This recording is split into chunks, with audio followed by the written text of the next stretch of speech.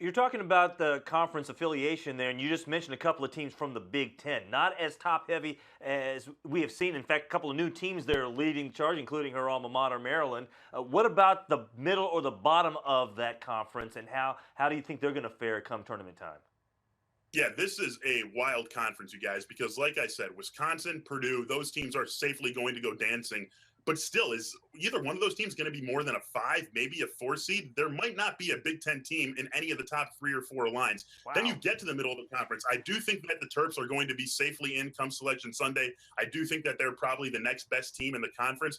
But you guys, earlier this week in my Bubble Watch that comes out every Tuesday on SI.com, I went through an entire loop of the Big Ten where I can't remember what exactly it was, but it's something along the lines of Maryland beat Indiana, Indiana beat Illinois, Illinois beat Minnesota, Minnesota beat Penn State beat Ohio State, and you can complete multiple loops of like 8 or 9 teams in the Big Ten that are all in that middle. And that's going to make every game between those teams very interesting. I think the Big Ten is good enough to probably get 6 or 7 teams in. And I think we only safely know the identity of 3 of those teams: Wisconsin, Purdue, and Maryland. I think the next step is likely Northwestern, which will make a lot of people in our line of work very happy Finally, with all finally, Northwestern gets in.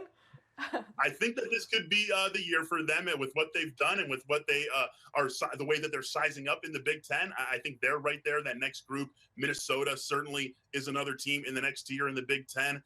And then you look at teams like Illinois, teams like Michigan, teams like Ohio State and Penn State, and Michigan State, of course, right there as well. I mean, a lot of these teams are going to have compelling arguments come Selection Sunday. It's going to be very important what happens when any of those two teams gets together for a game for the next 2 months.